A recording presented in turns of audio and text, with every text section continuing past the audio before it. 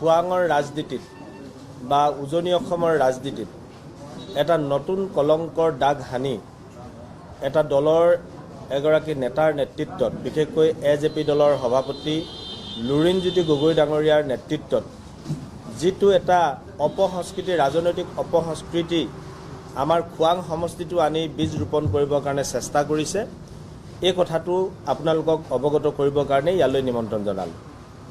আপোনালোক সকলোৱে জানে যে কালি দিনটোত মোৰ আৱাসগৃহৰ একেবাৰে সমীপত মোৰ যিটো কাৰ্যালয় আছিলে এই কাৰ্যালয়ত কেনেধৰণে আক্ৰমণ কৰা হ'ল তাৰ ভগ্নাৱশেষ এতিয়াও পৰি আছে। আপোনালোকে দেখিলে চালে দেখিব।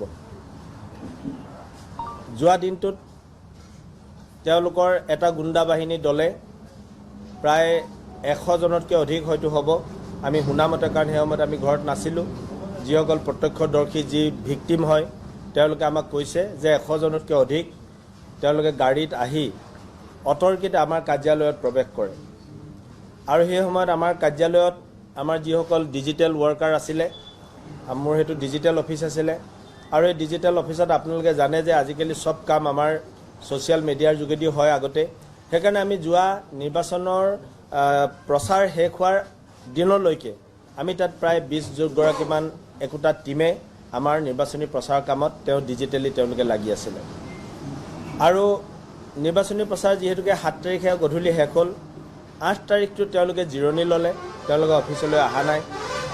আৰু 9 তাৰিখৰ দিনা তেওঁলোকক আমি এটা দায়িত্ব দিছিলোঁ যে আপোনালোকে আমাৰ সমষ্টিটোত যেতিয়া নিৰ্বাচন চলি থাকিব কোনটো কিমান ঘণ্টাত 7টাৰ পৰা 8টালৈকে কিমান পাৰ্চেণ্টেজ আহিল, 9টাৰ পৰা 10টালৈকে কিমান পাৰ্চেণ্টেজ বাঢ়িছে, মানে কিমান ভোট হৈ আছে ইত্যাদি ইত্যাদি গোটেই ৰিপৰ্টখিনি তেওঁলোকে লৈ থাকিব, সংগ্ৰহ কৰি থাকিব।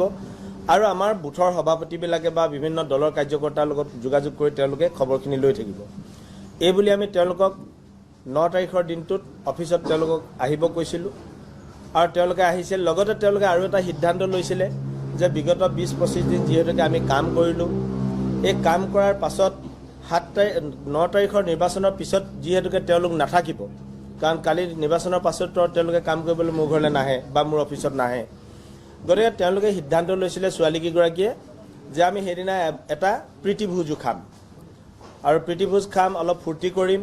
আৰু আমাৰ দলৰ দুজন বিস্তাৰক আছিলে, এজন ঝাৰখণ্ডৰ আমাৰ গুপ্তা ডাঙৰীয়া আছিলে, বা গুপ্তা নহয় পাণ্ডেজী, তাৰপিছত আমাৰ UPৰ পৰা এজন আছিলে, তেওঁ আমাৰ ডিজিটেল টেকনিচিয়ান হয়। আমাৰ ছোৱালীবিলাকতো ইমান প্ৰশিক্ষিত নহয়, তেওঁলোকক যোৱা দিনবিলাকত প্ৰশিক্ষণ দি মানে তৈয়াৰ কৰি লৈছিলে, আৰু তেওঁলোক দুইজনে এই কামখিনিত সহায় কৰি দিছিলে।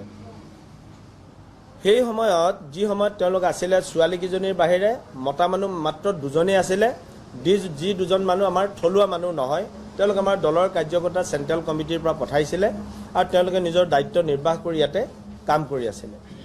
আৰু সেই সময়ত গুণ্ডা বাহিনীটোৱে আমাৰ কাৰ্যালয়টোত অতৰ্কিতে প্ৰৱেশ কৰি আমাৰ এমূৰৰ পৰা সিহঁতক মানে মাৰ ধৰ কৰিবলৈ আৰম্ভ কৰে, আৰু বিশেষকৈ 2গৰাকী হিন্দীভাষী মানুহ পাই তেওঁলোকৰ ওপৰত বেছিকৈ আক্ৰমণ কৰিলে। আৰু আমাৰ তাত থকা জেৰক্স মেচিন, কম্পিউটাৰ, টেবুল, চকী এমূৰৰ পৰা লণ্ডভণ্ড কৰে, এতিয়াও পৰি আছে। জেৰক্স মেচিন ভাঙিছে, প্ৰিণ্টাৰ মেচিন ভাঙিছে, আৰু 2টাকৈ কম্পিউটাৰ তেওঁলোকে লৈ গুচি গৈছে, লেপটপ 2টা লৈ গৈছে, আৰু 2-3টা হেণ্ডছেট তেওঁলোকে লৈ গৈছে। আৰু সেই সময়ত ছোৱালীবিলাকৰ বা মানুহবিলাকৰ হাতত যাৰ যেনেকুৱা পালে তেওঁলোকে চব বস্তু উঠাই লৈ গুচি গৈছে। লগতে এই 2জন মানুহক অতি বেয়াকৈ নিৰ্মমভাৱে প্ৰহাৰ কৰিছে। আমাৰ গুপ্তা ডাঙৰীয়াক, গুপ্তা নহয়, এজন পাণ্ডে ডিঙিত চেপা মাৰি তেওঁক মাৰি পেলাবৰ কাৰণে যত্ন কৰিছিলে। ছোৱালীখিনিয়ে যেনে তেনে কিবা কিবি কৰি, এগৰাকী গৰ্ভৱতী মহিলাও তাত আছিলে, আমাৰ তাই নতুনকৈ বিয়া হোৱা ছোৱালী, গৰ্ভৱতী হৈ আছিলে, তাইও মানে কাম কৰাত সিদ্ধ আছিলে, গতিকে তাইও কাম কৰিছিলে। আৰু সেই মহিলাজনীকো একেবাৰে টানি গুৰিয়াই তাইক কিবা কিবি কৰিছে। আৰু সেই ছোৱালীজনী অৱশেষত গৈ বিজেন্দু গুপ্তাক মানে ধৰি যেনে তেনে তাই মাৰ খায়ো মানুহজনক, বাহিৰৰ মানুহজনক বচাওঁ বুলি তাই বচালে। আৰু পাছত গৈ উশাহ নাপাই বহুত দেৰি সি ঢলি পৰি আছিলে। পাছত পানী চানী খুওৱাৰ পাছত মানুহজনৰ সম্বিত ঘূৰাই আহিল, আৰু পাছৰ পৰ্যায়ত তেওঁ অৱশ হৈ গৈছিলে। আৰু ছোৱালীখিনিক যাক যেনেকৈ পাৰে, কাৰোবাৰ কাপোৰ ফালিছে, কাৰোবাৰ গাত হাত দিছে, আৰু মলেষ্টেশ্যন কৰিছে, তেওঁলোকে উদ্যত অৱস্থাত আছে। গতিকে এনেধৰণে যি অৱৰ্ণনীয় কাম কৰিব পাৰি গোটেইখিনি কৰাৰ অন্তত প্ৰায় হয়তো 1 ঘণ্টা মানে সিহঁতে ছোৱালীখিনিৰ লগত যুঁজি আছে, মানুহজনৰ লগত যুঁজি আছে। আৰু অৱশেষত দুৱাৰখন যিখন গ্ৰিল আছিলে গ্ৰিলখন বন্ধ কৰি সিহঁতক ভিতৰত মানুহ সোমাই আছে আৰু বাহিৰত গ্ৰিল বন্ধ কৰি দিছে। বন্ধ কৰি ভিতৰত যি কৰিব পাৰি সিহঁতে কৰি আছে। তাৰপিছত তেনেতে ফোন গ'ল, খবৰ আহিল যে এনেকুৱা হৈছে। আমাৰ তেনে সময়তে আমাৰ মৃণাল দাস ডাঙৰীয়া লৰুৱা মণ্ডলৰ সভাপতি, তেওঁৰ সাধাৰণ সম্পাদক জিতু গগৈ, তাৰপিছত মহিলা মৰ্চাৰ সভানেত্ৰী নিতুমণি গগৈ আৰু আমাৰ জিলা পৰিষদৰ সদস্যা সুমন মেছ দিহিঙীয়া, লগতে আমাৰ যুৱ মৰ্চা আমাৰ দলৰ কাৰ্যকৰ্তা বলিন বৰা, ভিগু বৰা ইত্যাদি আৰু কেইবাজনো আহি পেলাই সেইখিনি সময়ত পালেহি। তেওঁলোকক কি হ'ল চাবৰ কাৰণে দেখিছে যে এটা অবৰ্ণনীয় অৱস্থা। তাৰপিছত তেওঁলোকে গেট খুলি ওলাই আহিলে। ওলাই অহাৰ পাছত তেওঁলোকে আহি আকৌ আমাৰ মানুহৰ ওপৰত মৃণাল দাসৰ ইয়াত আঙুলি ভাঙি গৈছে, ইয়াত হাতত মাৰ পৰিছে, তেওঁ বচাইছে, যেনে তেনে বাচিছে। তাৰ উপৰিও ভিগু বৰাই দুখ পাইছে। ছোৱালীখিনিয়েতো যিমান পালে আক্ৰমণত। আৰু আমাৰ দলৰ কাৰ্যকৰ্তা নিতুমণি বৰা, নিতুমণি গগৈ, সুমন মেছ তেওঁলোকক মাৰ ধৰ কৰিছে, চুলিত ধৰি টানিছে, পিঠিত ঘুচিয়াইছে, গুৰিয়াইছে এনেকুৱা। আৰু যি যেনেকুৱা চেইন টেইন পৰ্যন্ত কাঢ়ি লৈ গুচি গৈছেগৈ। এনেকুৱা ধৰণৰ অন্যায় অত্যাচাৰ তেওঁলোকে কৰি যোৱাৰ অন্তত মানুহ ইয়াত বহুত গোট খাই গ'ল। আৰু বিশেষকৈ আমাৰ নাওজান গাঁৱৰ প্ৰায় 6-7জনীমান ছোৱালীয়ে কাম কৰে। মোৰ একেবাৰে ঘৰৰ এইখন মোৰ নিজৰ গাঁও নাওজান গাঁৱৰ ছোৱালীকেইজনীয়ে কাম কৰাত ওচৰৰ মানুহবিলাকলৈ খবৰ কৰি দিয়ে, চবেই আহি গৈছে। আমাৰ দলৰ কাৰ্যকৰ্তাও গোট খাই গ'ল। আৰু সেই তেনেকুৱা সময়ত তেওঁলোকে ওলাই আহিলে। মানুহ বেছি গোট খোৱাৰ পাছত পুলিচকো আমি মাতি দিলোঁ। পুলিচ মাতি আহি পোৱাৰ পাছত কিন্তু পুলিচক দেখি তেওঁলোকে অকণমান থমকি ৰৈছিলে। ৰোৱাৰ পাছতো কিন্তু আকৌ বেছিকৈ যেতিয়া মানুহ সিহঁতৰ আৰু মানুহ আকৌ নামি গ'ল গাড়ীৰ পৰা, নামি গৈ মোটামুটি একদম কাজিয়া কৰাত লাগি গৈছে, মাৰ ধৰ যাক যেনেকৈ কৰিব পাৰি। আৰু সিহঁতে লাঠি পৰ্যন্ত উলিয়াই গাড়ীৰ পৰা ওলাই নিছে লাঠিডাল, আৰু হেৰিয়াক বিশেষভাৱে মাৰ মাৰিছে। এইটো মোহন দেহিঙীয়া বুলি এটা মানুহ, ওচৰৰে মানুহ, তেওঁ AJP দলৰ সদস্য হয়তো, গতিকে তেওঁ মাৰিছে। আৰু যিমান আছে মই নাম চবকে আমি আৰক্ষীক জনাই দিছোঁ। আমাৰ হাতত ভিডিঅ' ফুটেজ আছে, ভিডিঅ' ফটো আছে, ক্লিপিংছ আছে, এভৰিথিং ইজ উইথ আছ।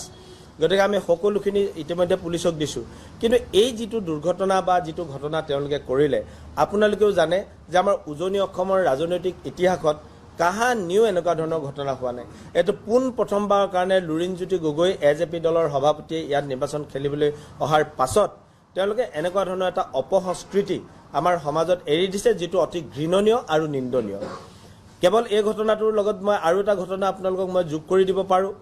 7 তাৰিখৰ সামৰণিৰ নিশা, 7 তাৰিখত আমাৰ সন্ধিয়া সামৰণি পৰিল।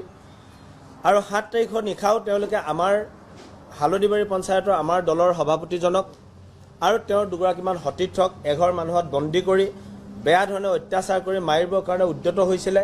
অৱশেষত আমি পুলিচ প্ৰশাসনক পঠুৱাই তেওঁলোকক তাৰ উদ্ধাৰ কৰি আনি থানাত ৰাখিব লগা হৈছিলে। প্ৰায় 150-200 ল'ৰাই সেই ঘৰটো ঘেৰাও কৰি তেওঁলোকক মাৰিবৰ কাৰণে।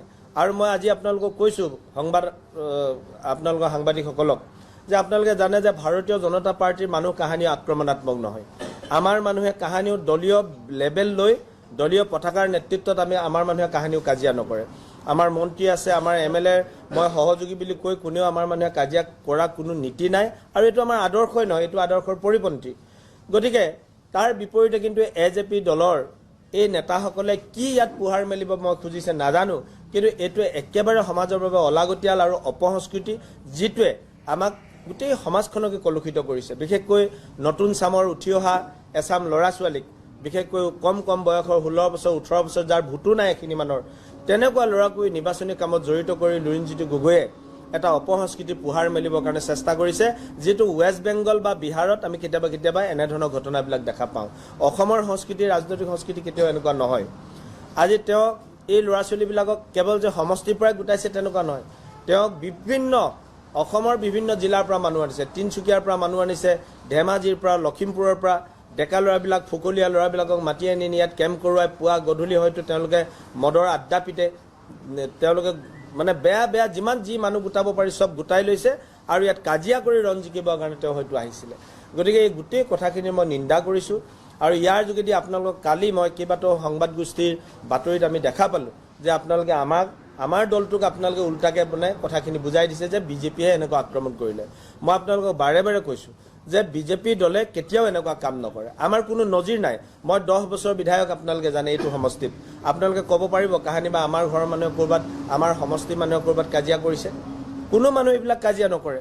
কিন্তু আমাৰ বিৰুদ্ধে কোনোবাই কিবা কৰি আছে আৰু সৰু সুৰা কথাবিলাক আমি ওলাই কৰোঁ কিন্তু কালি যিটো ঘটনা কৰিলে লুৰিণজ্যোতি গগৈ পাৰ্টিৰ নেতৃত্বত গুণ্ডা বাহিনীয়ে এই ঘটনাটো আমি ওলাই কৰিব নোৱাৰোঁ কাৰণ এইটো চক্ৰ গগৈৰ বাবে ভাল বেয়াটো বাদ দিয়ক এইটো সমাজৰ কাৰণে অতি ঘৃণনীয় যিকোনো খবৰৰ বাবে যোগাযোগ কৰক আমাৰ এই নম্বৰত 9181 307 2221